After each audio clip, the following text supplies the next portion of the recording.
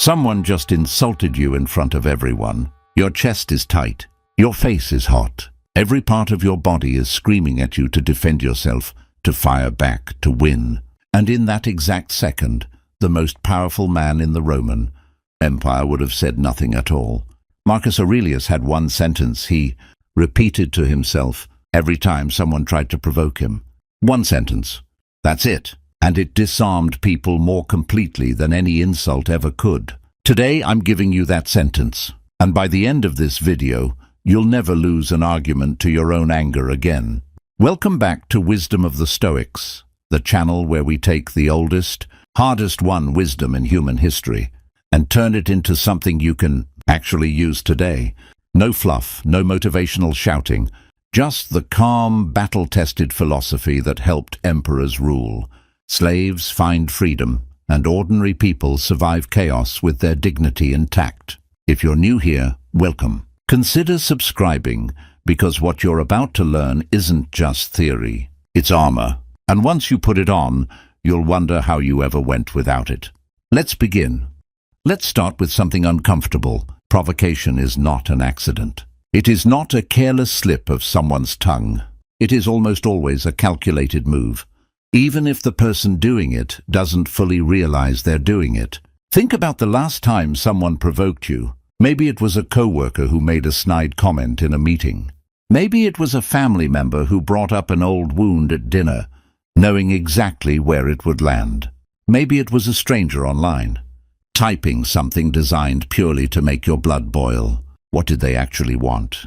They didn't want information. They didn't want a debate. They wanted a reaction. They wanted to see your composure crack, because in that crack, they find power.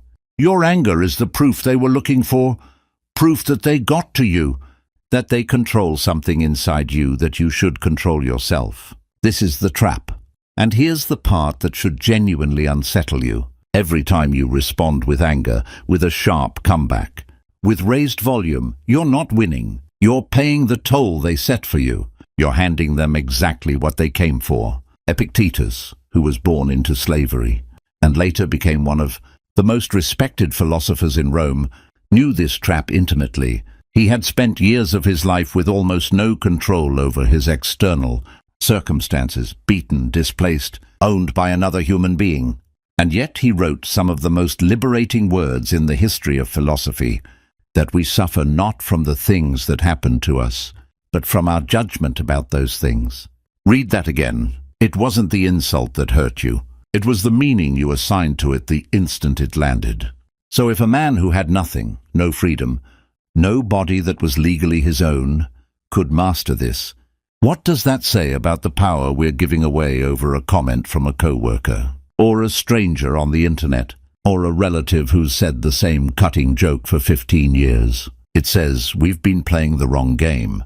We've been treating provocation like a battle we need to win, when really it's a test we need to pass. And the test isn't about who has the sharper tongue. It's about who walks away with their peace intact. Now you might be thinking, but if I don't respond, doesn't that mean they win? Doesn't silence mean I have no comeback? This is exactly the misunderstanding we're going to dismantle today, because the Stoics weren't advocating for weakness. They weren't telling you to be a doormat, to swallow your dignity, to let people walk over you without consequence. Quite the opposite. What they discovered was something far more devastating to provocateurs than any insult could ever be. Stick with me, because in the next section, I'm going to show you exactly what that is, and why it terrified people far more than anger ever did. Here it is, the sentence Marcus Aurelius used, recorded in his private journal, a journal he never intended anyone else to read, which is exactly why we can trust it as genuine, unfiltered wisdom rather than a performance for an audience. He wrote, "If anyone can refute me, show me I'm making a mistake or looking at things from the wrong perspective. I'll gladly change. It's the truth I'm after, and the truth never harmed anyone." Read it again, slowly, because the power here is easy to miss on a first pass. This isn't a clever comeback. It's not designed to humiliate the other person. It's not even really aimed at them at all. It's a sentence Marcus said internally, to himself, before he ever opened his mouth. And what it does is extraordinary. It strips the provocation of its power before you even respond. Here's why. When someone provokes you, they're hoping you'll treat their words as an attack on your identity, something that demands defense. But Marcus reframed every insult, every criticism, every jab as simply information. Possibly true, possibly false. If true, it's useful. Now he knows something he didn't before. If false, it cost him nothing, because he never agreed to be wounded by something untrue. Now apply this in real life. Picture this. You're at a family gathering, and your uncle, who said this joke every year for a decade, makes a comment about your career choices. Still doing that little hobby of yours, or did you finally get a real job? The old you wants to defend, to list achievements, to prove him wrong, maybe even to insult him back. But what if instead you simply thought, if there's truth in what he said, I should examine it. If there isn't, his words don't define me, only my reaction would. And then, and this is the genius of it, you say something like, maybe, what makes you say that? Or simply, interesting that you'd think that, said with zero defensiveness, zero heat. Just calm curiosity. Watch what happens to the provocateur in that moment. They came prepared for a fight. You didn't show up to one. There's nothing for them to push against. The energy they were counting on to escalate the moment simply isn't there. Most people faced with this deflate almost instantly. Some even become a little embarrassed, because suddenly their provocation looks exactly like what it was. An attempt to get a reaction, exposed in broad daylight. This is what I mean when I say the Stoic silence wasn't weakness. It was the single most disarming weapon available to a human being. Anger validates the attacker. Calm questions dismantle them.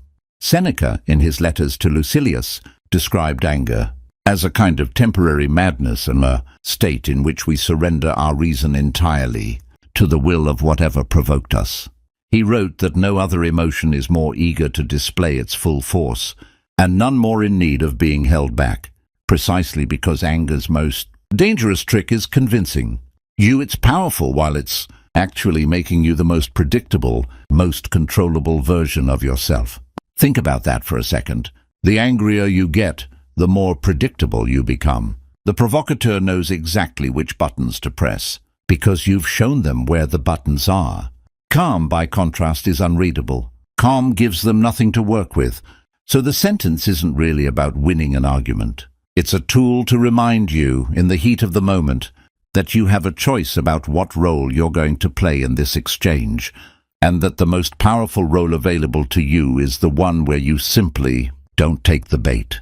But I know what some of you are thinking right now. This sounds great in theory, but what happens when the provocation is severe? When it's not a joke at a family dinner, but something genuinely cruel, genuinely unfair? That's exactly where we're going next. Because the Stoics didn't just have an answer for mild irritation.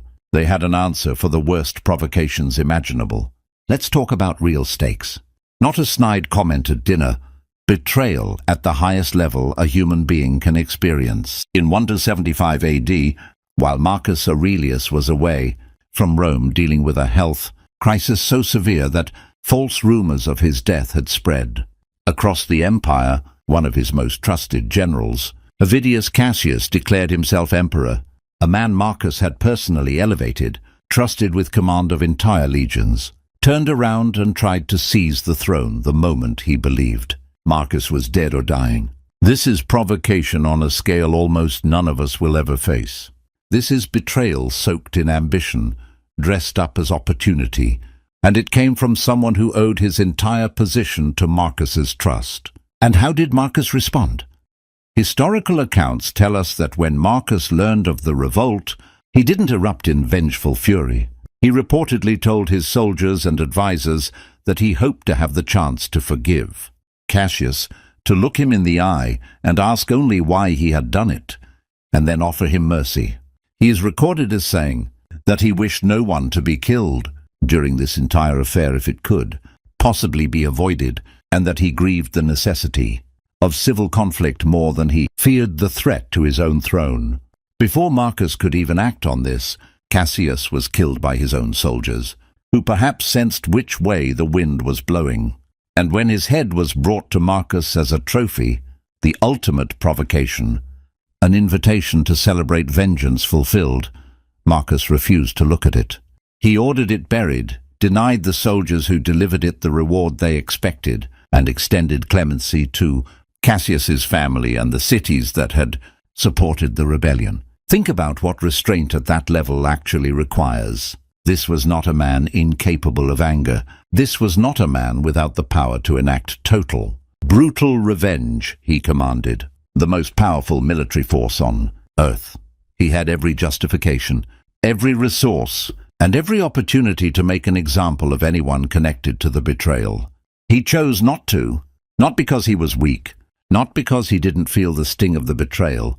He almost certainly did, deeply, but because he had spent decades training his mind to ask one question before reacting to anything. What does this provocation cost me if I let it control my actions?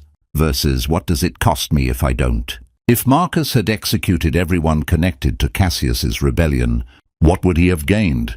A moment of satisfaction, perhaps. But he would have confirmed every fear that Rome's enemies and allies alike harbored, that emperors rule through fear and vengeance rather than justice and reason. He would have spent his moral capital on a momentary feeling. By choosing restraint, he did something far more powerful.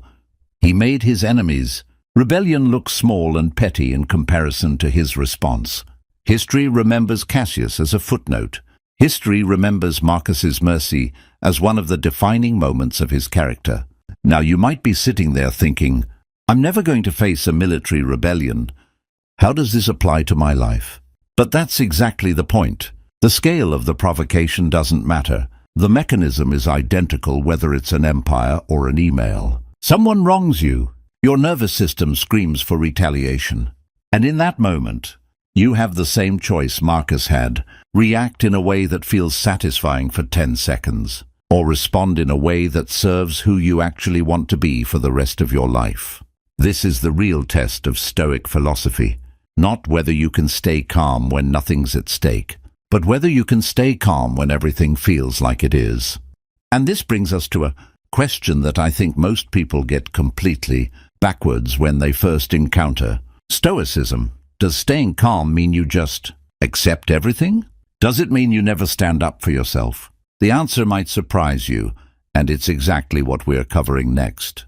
I want to clear up the single biggest misconception people have about Stoicism, because if we don't address it, everything else in this video risks being misapplied. Stoicism is not about suppressing your emotions. It's not about becoming an emotionless robot who lets people treat you however they want because you've trained yourself not to feel the provocation. That version of Stoicism is a cartoon, and frankly, it's dangerous because it leads people to bottle up legitimate anger and frustration until it either explodes destructively or turns inward as resentment and anxiety. The actual Stoic position is far more sophisticated. The goal isn't to feel nothing. The goal is to not let the feeling make your decisions for you. There's an important distinction the Stoics drew between what they called the first movements of emotion, the involuntary jolt of anger, fear, or hurt that arises the instant something happens to us, and what we choose to do with that jolt afterward. Seneca was explicit about this. He acknowledged that even the wisest person will feel their pulse quicken, their face flush, their stomach tighten when they're insulted or threatened. That physical reaction is not a moral failing. It's simply what it means to be a human animal with a nervous system. The discipline, the actual philosophy, lives entirely in what happens in the next moment. Do you let that jolt of anger write the script for your next 60 seconds? Or do you let it pass through you, observe it, and then choose your response from a place of reason rather than reflex? This is why standing up for yourself and practicing Stoicism are not opposites. They're actually deeply compatible when done correctly. Epictetus himself, despite preaching restraint and acceptance of what's outside our control, was famously blunt and even sharp-tongued when correcting his students.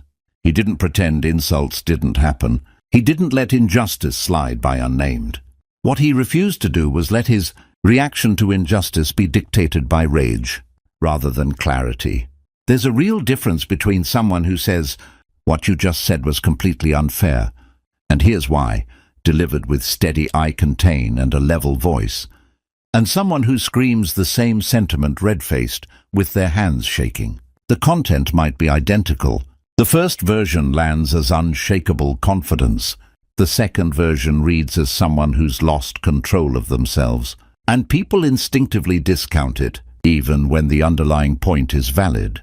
This is the version of saying only this that actually matters in real life. It's not always literal silence. Sometimes the most stoic response is a single, calm, precisely chosen sentence that states a boundary without a hint of emotional bleed. Things like, "That's not something I'm going to accept. I think you know that's not true. We can talk again when this is calmer." Notice what all of these have in common. They're short. They're declarative. They don't ask permission. They don't over-explain. And critically, they don't escalate. They close a door rather than opening 10 new ones for argument. This is what Marcus's sentence was really teaching. Not eternal silence, but a deliberate pause that lets you choose precision over explosion. So if you've ever worried that practicing Stoic calm will turn you into someone who just absorbs mistreatment forever, let that fear go. The wisdom we're building today doesn't ask you to disappear. It asks you to show up with so much command over yourself that nobody can manipulate you into a version of yourself you don't respect. And speaking of command over yourself, there's a specific mental tool the Stoics used, almost like a rehearsal, that prepared them for these moments before they ever happened. It's one of the most practical techniques in the entire philosophy, and it's what we're covering right now. Here's something almost nobody tells you about composure. It is not a personality trait some people are simply born with, while others aren't. It is a skill, and like any skill, it can be trained, specifically through a practice the Stoics called premeditatio malorum, the premeditation of adversity. The idea is deceptively simple. Instead of waiting for provocation to catch you off guard, you deliberately imagine it in advance, in detail, while you're calm, so that when it actually happens, you're not improvising your reaction for the first time under pressure. You've already rehearsed it. Seneca wrote about this extensively in his letters. He advised against the kind of naive optimism that assumes things will always go smoothly, that people will always be kind, that no one will ever try to humiliate or provoke you. Instead, he suggested actively imagining specific, difficult scenarios: the insult from a colleague, the betrayal from a friend, the unfair accusation from a stranger. Not to live in fear of these things, but to strip them of their shock value in advance. Think about why this works on a purely practical level. The reason provocation catches us off guard and triggers such an intense reaction is partly because it's unexpected. Our nervous system treats the surprise itself as a kind of threat, on top of the provocation. But if you've already mentally walked through the scenario, if some version of what would I do if my coworker took credit for my work in front of our boss has already played out in your mind, then when it actually happens, there's a part of you that recognizes the shape of the moment. You're not starting from zero. You're executing a plan you've already considered. Let me give you a concrete way to actually do this, because I don't want this to stay abstract. Take 5 minutes, maybe tonight before you go to sleep. Think of the person or situation most likely to provoke you in the coming days or weeks. Maybe it's a specific relative will bring up a sore subject at an upcoming gathering. Maybe it's a coworker whose passive-aggressive comments have become a pattern. Maybe it's simply the anonymous cruelty of online comments if you put any of your work out into the world. Now picture the scene in specific detail. What will they likely say? What's the worst version of the comment they might make? And then, this is the crucial part, mentally rehearse your response. Not a furious, satisfying response. The calm, short, undefended response. Picture yourself saying it evenly. Picture their reaction to your lack of reaction. Picture yourself walking away with your composure completely intact, maybe even feeling a quiet sense of having passed a test. This is not negative thinking. This is not anxiety. There's an important distinction between anxious rumination, which spirals without purpose and just generates dread, and premeditation, which has a specific goal, stripping fear and shock out of a future moment so that when it arrives, you're already familiar with it. Marcus Aurelius did a version of this every single morning.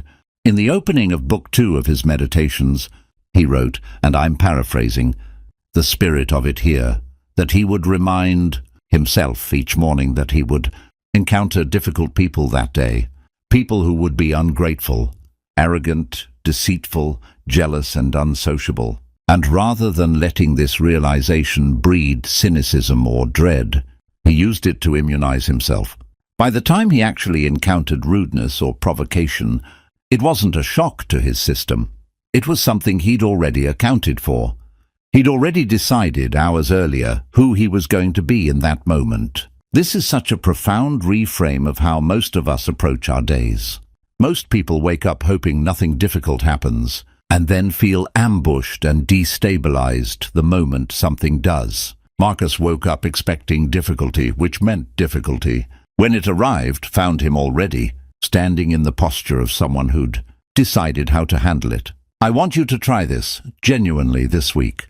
Pick one relationship or situation in your life that regularly provokes you. Spend just a few minutes rehearsing your calm response before you're ever in the moment. You will be shocked at how different it feels when the actual provocation arrives and you realize, I've already been here. I already know what I'm going to say. But preparation alone doesn't answer one of the hardest emotional questions buried inside all of this. What do you do with the part of you that still, even after all this practice, wants to lash out? What do you do with the leftover anger that doesn't just evaporate because you understand the philosophy? That's what we need to talk about next, because pretending that part of us doesn't exist would be dishonest. Let's be honest with each other for a moment. Even with all this wisdom, even with rehearsal, even with the perfect sentence ready in your mind, sometimes the anger doesn't just dissolve the second you decide to be calm. Sometimes you say the right words. You walk away with composure on the outside, and your insides are still burning for hours afterward. This is normal. This is human. And the Stoics, despite their reputation for icy detachment, actually had a great deal of compassion for this experience. Because nearly all of them lived through real loss, real injustice and real humiliation themselves. Seneca's brother died. His political enemies forced him into exile and later compelled his suicide. Epictetus lived as a slave for a significant portion of his life and likely endured physical abuse. There's a tradition, possibly true, that his leg was permanently injured by a master's violence. Marcus Aurelius buried multiple children, faced betrayal from those closest to him, and ruled during one of the worst plagues in Roman history. These were not men insulated from pain, dispensing calm advice from a position of comfort. They were men who had every reason to be permanently embittered, and chose, deliberately and with effort, not to be. So if the anger lingers in you after a provocation, even after you've handled the moment with outward composure, that doesn't mean you've failed at this. It means you're human, and humans process things on a timeline that isn't always convenient. What the Stoics offer here isn't a way to instantly erase the residual anger. It's a way to make sure that residual anger doesn't compound into something worse, resentment. Resentment is anger that's been allowed to set up permanent residence. It's the difference between a bruise that heals and a wound that gets reopened every time you think about the person who provoked you. One practice that helps enormously here is something Marcus returned to again and again, examining whether the person who provoked you acted out of malice or out of their own confusion and suffering. He wrote that wrongdoers act the way they do because they don't actually know what is good or bad. They're operating from a distorted understanding, mistaking cruelty for strength or insecurity for superiority. This doesn't excuse their behavior. It doesn't mean you owe them your forgiveness on demand, or that you should pretend what they did was acceptable. But it does something subtle and useful. It shifts your relationship to the event from "this happened to wound me specifically" to "this happened because this person is in some way lost." That shift takes the provocation out of the realm of personal injury and puts it into the realm of almost weather. You don't take a hailstorm personally. You don't lie awake resenting the clouds. You simply note that the storm happened, take whatever precautions are sensible, and move forward. This doesn't mean every provocateur deserves your pity or that you should let people off the hook for genuinely harmful behavior. There's a difference between understanding why someone acted poorly and excusing it without consequence. You can hold both. Compassion for the confusion that drives cruelty and firm boundaries that protect you from it happening again. And here's a practical technique for the lingering anger itself. Give it a container. Don't pretend it doesn't exist. And don't let it run wild indefinitely either. Some people find it useful to set aside a specific, brief window, maybe 10 minutes that evening, where they allow themselves to fully feel and even articulate the anger, perhaps writing it down exactly as it is, unfiltered. And then when that window closes, they deliberately turn attention elsewhere. This isn't suppression, it's containment. You're not pretending the feeling isn't real.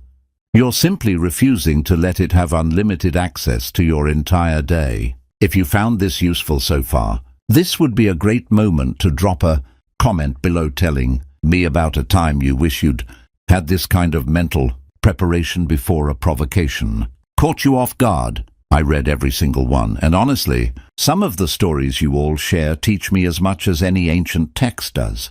Now there's one more layer to this that I think is the most important of the entire video, because it answers the question of why any of this matters in the first place. Why does it matter whether you respond with composure or with rage? What's actually at stake? That's where we're going next. Here is the deepest truth buried inside everything we've covered today. And I want you to really sit with this one. Every time you respond to provocation with the same energy it was delivered in, every time you match insult with insult, rage with rage, you are not protecting yourself. You are actually surrendering the one thing that was never under threat in the first place, your character. Think about what provocation can actually take from you if you let it. It cannot take your achievements. It cannot take the people who genuinely know and love you. It cannot rewrite your history or erase your competence. The only thing provocation can ever actually steal is your composure, and it can only steal that with your permission. Marcus Aurelius had a phrase for this, one of the most famous in the entire Meditations. He described the mind, when it withdraws into itself and finds peace there, as being like a fortress. No matter what is happening outside the walls, armies, chaos, betrayal, the fortress itself remains untouched, as long as you don't open the gates yourself. He wrote that nothing outside the mind can disturb it unless it disturbs itself. The disturbance comes entirely from within, from our own judgments about what's happening to us. This is what's actually at stake every time someone tries to provoke you. They're testing whether the gates are open, and every time you respond with calm, with a single chosen sentence rather than an explosion, you're not just winning that interaction. You're proving to yourself, in real time, that the fortress holds. That you are, in fact, the kind of person you've been trying to become. There's something almost spiritual in this, even outside any specific religious framework. Every provocation you face is, in a strange way, a small initiation ritual. It's an opportunity, disguised as an annoyance, to practice becoming someone who is not run by their impulses. And the wild thing is, this compounds. Every single time you choose the calm response over the explosive one, you make the next provocation slightly easier to handle. You're not just managing a single moment, you're building a different relationship with your own emotional reactivity, one rep at a time. This is why the Stoics treated philosophy not as an academic subject to admire from a distance, but as a discipline, almost athletic in nature. Epictetus often compared the philosophical life to training for the Olympic Games. You don't get to skip the difficult days of practice and still expect to perform when the real test comes. Every provocation in your actual life is practice. Every irritating coworker, every condescending relative, every cruel stranger online is, whether they know it or not, giving you a free training session in becoming ungovernable by your own anger. And I want to be precise about what ungovernable means here, because it's not about becoming cold or distant from the people in your life. It's the opposite. The people who matter most to you deserve a version of you that isn't hijacked by every passing provocation, that doesn't bring home the residue of an argument with a stranger and take it out on the people who love you. Composure under provocation isn't just self-protection. It's a gift you give to everyone close to you, because it means the version of you they get to spend time with isn't constantly being rewritten by other people's bad behavior. So the next time you feel that familiar heat rising in your chest, that urge to defend, to fire back, to prove someone wrong, I want you to remember what's actually on the table. It's not whether you win that specific exchange. It's whether the fortress holds. It's whether you remain the author of your own reactions, or whether you hand the pen to whoever happens to be provoking you that day. That choice, made consistently, over years, is what separates a life lived reactively from a life lived deliberately. And it all comes back, again and again, to that single sentence. Marcus repeated to himself, a willingness to hear the truth without flinching, and an unwillingness to be moved by anything less than the truth.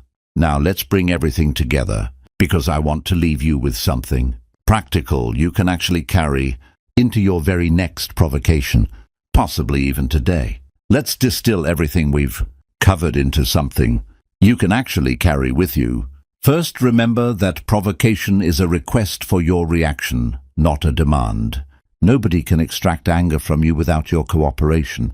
The moment you understand that, every insult loses about half its power before it even finishes, leaving the other person's mouth. Second, you don't need a clever comeback. You need one calm, short, undefended sentence, or often simply a pause and a single steady look. Marcus's version was about being open to truth and unmoved by anything less. Yours might be simpler. Interesting. Noted. We'll talk when this is calmer. The content matters less than the tone. Level, unhurried, finished. Third, staying calm is not the same as staying silent forever or accepting mistreatment. Boundaries delivered with composure are more powerful, not less than boundaries delivered with rage. Say the hard thing if it needs saying. Just say it standing still. Fourth, rehearse this before you need it. Don't wait for the real provocation to be the first time you've thought about how you want to respond. Spend 5 quiet minutes this week picturing the moment, picturing your composed response, picturing yourself walking away with the fortress gates closed. And fifth, when the anger lingers afterward, because sometimes it will, give it a container, not a permanent home. Feel it fully for a defined window and then set it down. You are not obligated to carry today's provocation into tomorrow, 2,000 years after Marcus Aurelius wrote his private reminders to himself. Words he never meant for anyone else to read. They're still doing exactly what he needed them to do for himself. Turning a man under enormous pressure into someone who could be provoked by an empire's worth of betrayal and still choose mercy over vengeance. You don't need an empire to test this wisdom. You just need the next person who tries to get under your skin. And now, you have what you need to meet that moment differently than you ever have before. If this video gave you something you can actually use, do me a favor and hit like. It genuinely helps this channel keep making content like this, and it costs you nothing. If there's a specific person or situation in your life where you're planning to apply this sentence, tell me in the comments. I want to know what provocation you're walking into next. And I'd love to hear how it goes when you do. And if you haven't yet, subscribe to Wisdom of the Stoics. We're building something here, a place where ancient wisdom gets to do what it was always meant to do, make modern life a little more bearable and make you a little harder to shake. Until next time, stay calm, stay sharp, and remember, The fortress only falls if you open the gate yourself.